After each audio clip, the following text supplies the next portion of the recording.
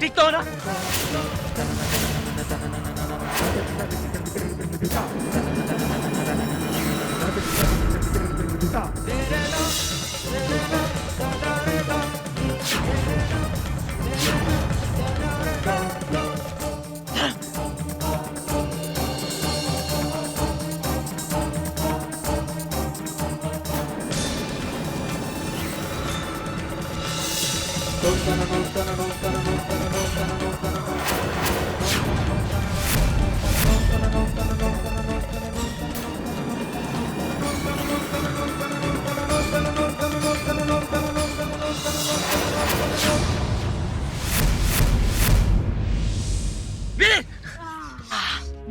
वीर!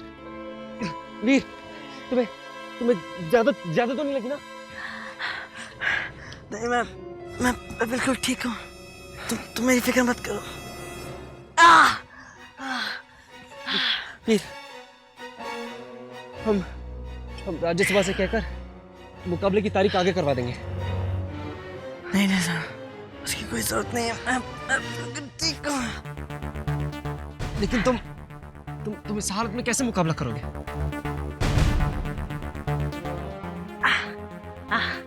अच्छा ही है ना।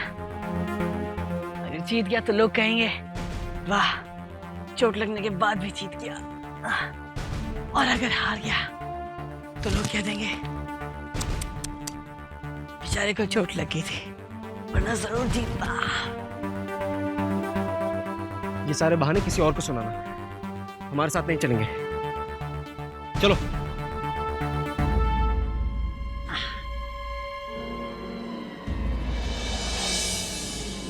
तुम्हें क्या लगता है कि मैं सचमुच तुमसे आर्यनगर की गद्दी के लिए मुकाबला करूंगा? हमें यहाँ क्यों बंद किया गया है? हमारा कसूर क्या है? कोई बताएगा कि हमें यहाँ क्यों बंद किया गया है? हमारा कसूर क्या है? हमने लोगों ने क्यों बंद कर दिया है? हमारा कसूर क्या है? क्योंकि तुम दोनों अपने दिए हुए वचन को नहीं निभा सके।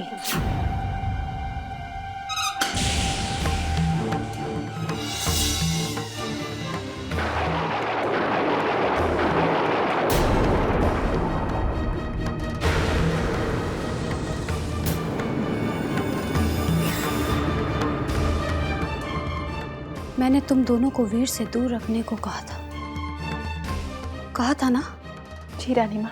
और मैंने इसी शर्त पर तुम दोनों को आर्यनगर में रहने की इजाजत दी, पर तुम दोनों ने अपना वादा तोड़ दिया और मुझे तुमने ऐसे सख्त कदम उठाने पर मजबूर कर दिया। नहीं रानी माँ, हमने ऐसा कुछ भी नहीं किया। ना तो हमने वीर को कुछ बताया और ना ही उसके पास गए। झूठ! भले ही तुमने कुछ ना किया हो, पर तुम्हारी बेटी बार बार वीर के मन में शक पैदा कर रही है। मुझे सारी सच्चाई का पता चल गया है। क्यों कर रही हो तुम ये सब? मैंने ऐसा क्या कर दिया? साक्षी की तरफ से मैं आपसे माफी मांगती हूँ। हम आगे से ऐसा कुछ भी नहीं करेंगे। रानी माँ, मैं भी एक माँ हूँ। अपने वीर के लिए ऐसा कोई कदम नहीं उठाऊंगी जिससे उसको चोट पहुंचे या कोई तकलीफ हो। मैं भी तो एक माँ हूँ। मैंने भी अपने वीर के लिए बड़े बड़े सपने देखे हैं। वीर को आर्यनगर का ताज पहनाने के लिए चुना गया है। उसे धर्म और अग्नि के साथ राजविद्या आश्रम के मुकाबले में शामिल किया गया है, और तुम उसके हाथ से इतना बड़ा मौका छीन लेना चाहती हो।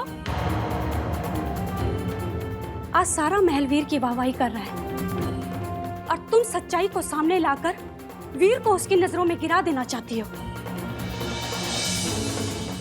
मैं ये सब वीर के भविष्य के लिए कर रही हूँ परी, और तुम मेरी इस मजबूरी को अच्छी तरह से समझ सकती हो। तुम दोनों कब क्या कर दो, मुझे इस बात पर बिल्कुल भरोसा नहीं रहा। इसलिए ये मुकाबला जब तक खत्म नहीं हो जाता तुम दोनों इसी कैद खाने में कैद रहोगी।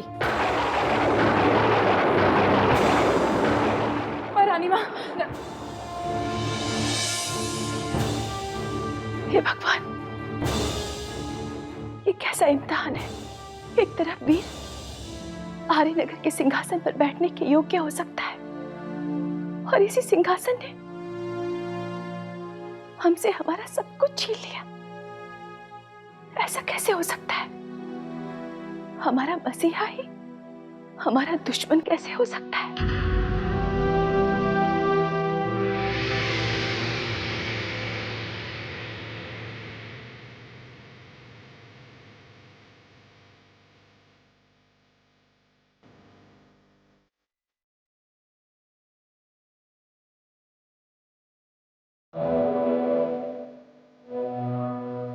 मुकाबला शुरू करने का वक्त हो गया है। धर्म और वीर कहाँ है?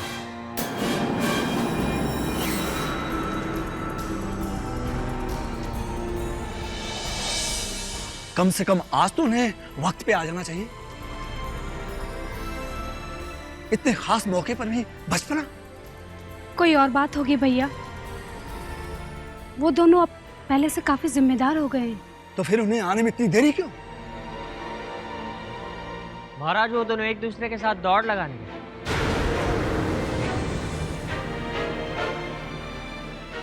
मुझे नहीं लगता कि उन्हें मुकाबले के बारे में याद भी है या बिल्कुल याद है।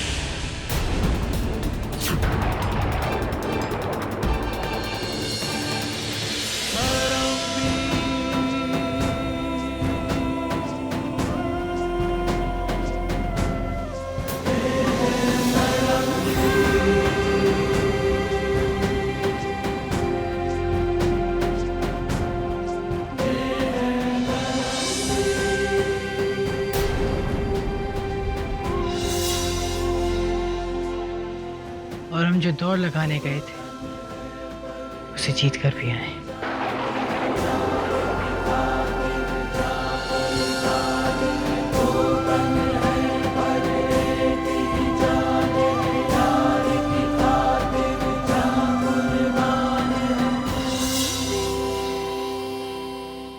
हम देरी के लिए क्षमा चाहते हैं।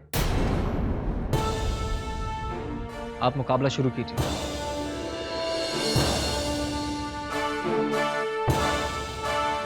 मुकाबला शुरू किया जाए।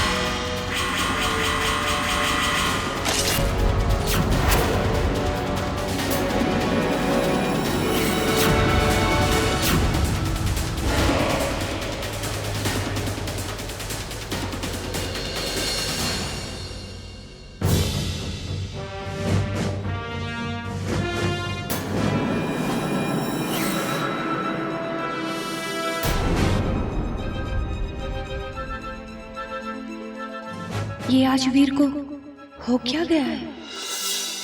उसका निशाना तो कभी झुकता ही नहीं था।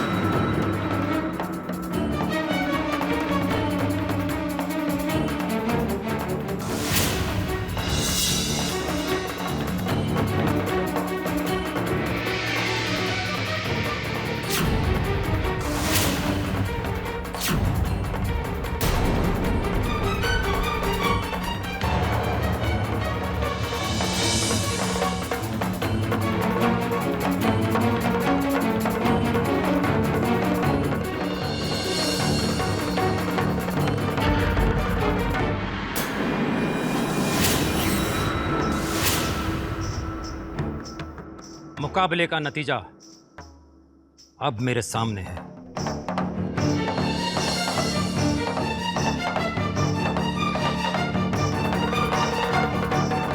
राजकुमार अग्नि असफल।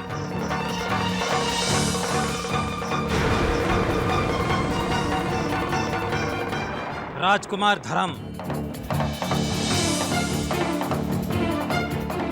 सफल।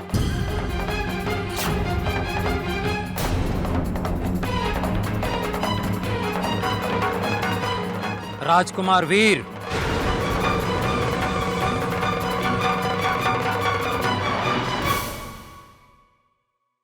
असफल।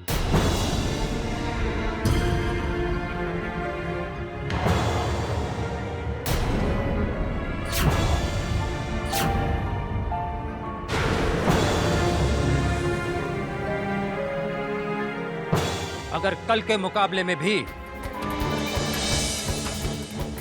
राजकुमार वीर असफल रहे तो उन्हें राज सिंहासन के चुनाव से हटा दिया जाएगा।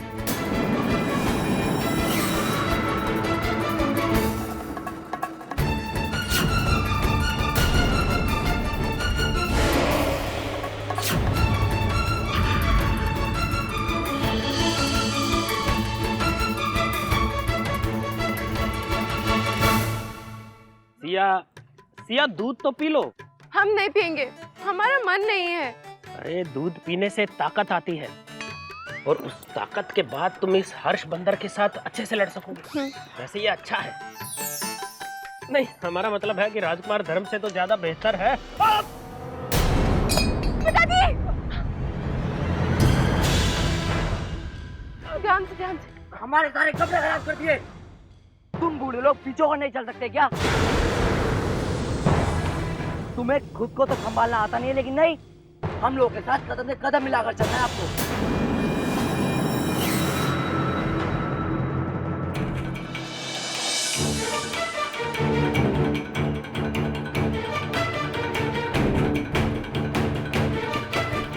अब ठीक तो है ना? आप ऐसा करिए, आप कमरे में चल के आराम कीजिए, हम आपको छोड़ते हैं। चलिए।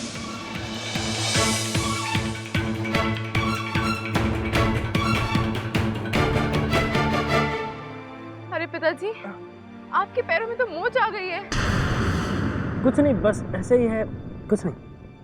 कुछ नहीं कैसे पिताजी? लक्ष्मी, लक्ष्मी! पिताजी के पाँव में मोच आई है। तुम जाओ, गर्म पानी और कपड़ा लेके आओ जल्दी। वो आप चुप करिए। लाइन में मैं देख लेता हूँ। हमने कहा ना, आप बस करिए। आप अपने कपड़े बदलिए और जाके आराम कीजिए।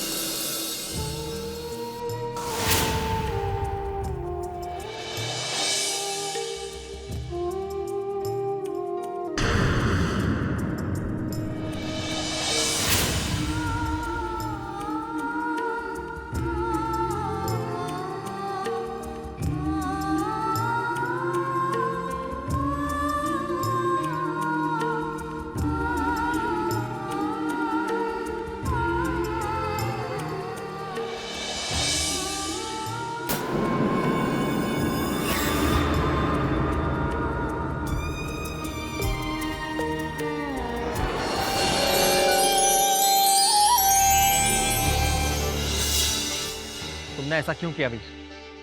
क्या किया मैंने? तुमने जानबूझकर हर निशाना गलत लगाया। पीठ दर्द की वजह से निशाना चूक गया। पीठ दर्द के कारण तुम्हारा निशाना चूक गया? एक जरा सी पीठ दर्द ने तुम्हें जीतने से रोक लिया? जीतना कैसे था? मैंने तुमसे मुकाबले में हिस्सा लेने के लिए वादा किया था। मैंने ये तो नहीं कहा था कि मैं मुकाबला जीत कर दिखाऊंगा।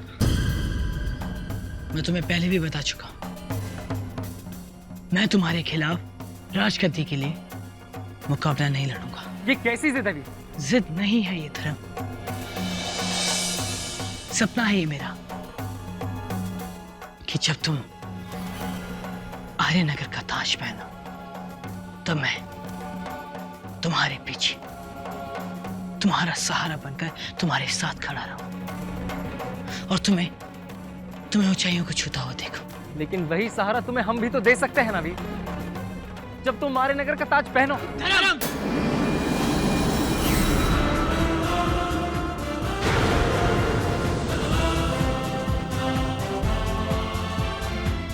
आज कह दिया है, आज की बात मत कहना।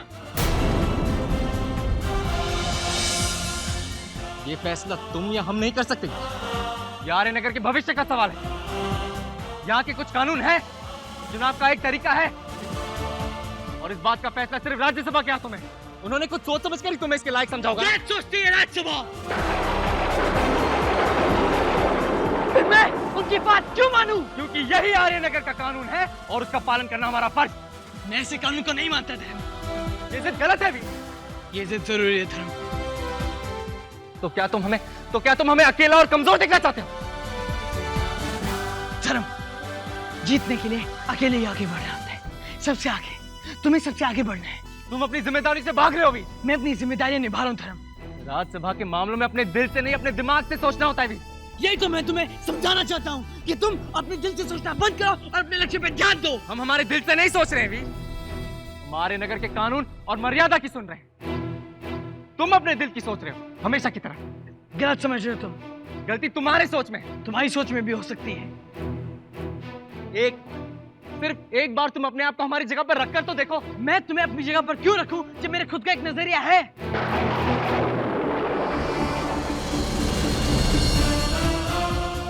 यानी कि फर्क सिर्फ सही या गलत का नहीं है, नजरिए का है।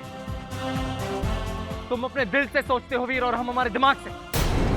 शायद इसका ये मतलब कि हम दोनों ने एक दूसरे को इतने सालों में जितना भी समझा गलत समझा। हम दोनों की सोच कभी नहीं मिल सकती।